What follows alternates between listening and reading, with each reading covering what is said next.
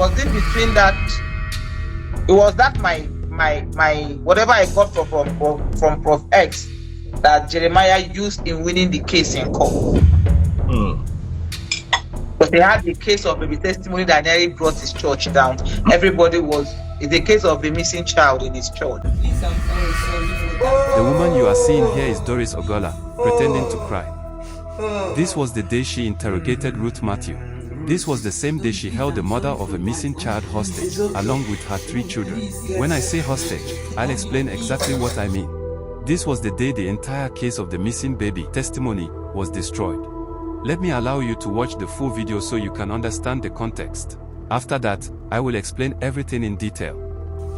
Ruth, tell me what happened again. Look at your children. Look at your son. Triumph. Look at your son. Look at your son. This took place at Transcorp Hilton Hotel in Abuja.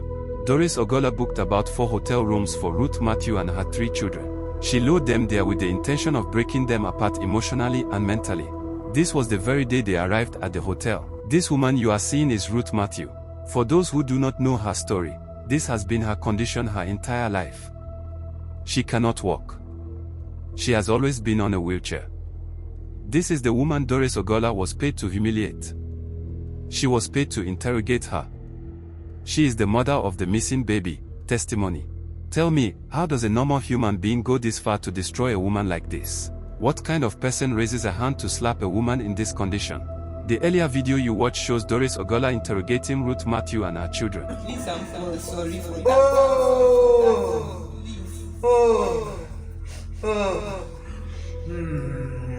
Ruth. Don't, please, I'm sorry for that. Please. It's okay. Please, Get Mommy, please. That was the day she accused them of selling their own child. You can see the children crying. You can see Ruth Matthew crying. You can see her pleading, as though she had committed some terrible crime. The only thing Ruth Matthew did wrong was that she mixed up her statements at different times. But one truth has always remained constant: her child was abducted. That has never changed.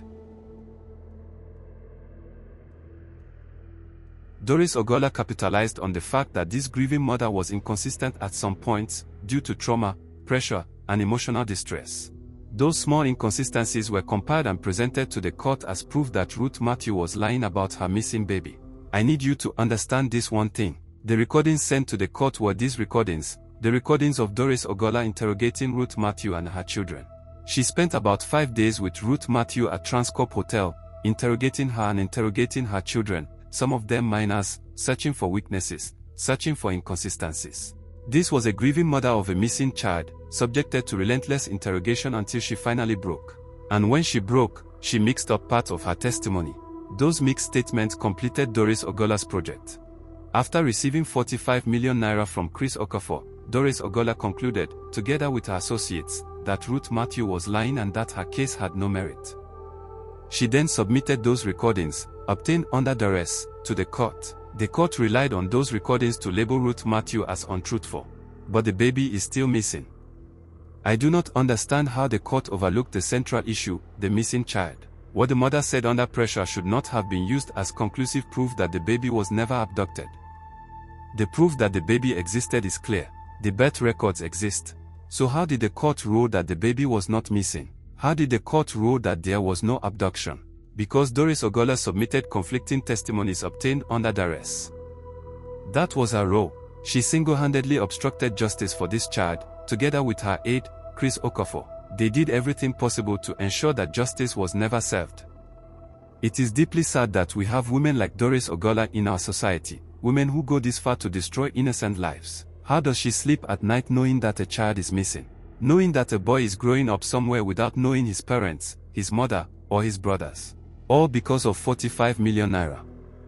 That money is likely gone by now, but the child is still suffering. The boy still longs for his family. The mother still cries every day, praying to be reunited with her son. The brothers still call out for their missing sibling. And yet, Doris Ogola, and of course Chris Okafor, played their roles. As for Doris, a woman who understands childbirth, motherhood, and pain, how does she justify destroying the life of a disabled woman and sabotaging justice for an innocent child? How does she sleep at night? This is heartbreaking. Very, very sad. It is time to take a different course of action. It is time to seek justice. This boy is still alive, and Nigerians must rise. If enough pressure is applied, everyone will break. Those who know where this child is will speak. This boy is innocent, and he deserves justice, no matter how long it takes.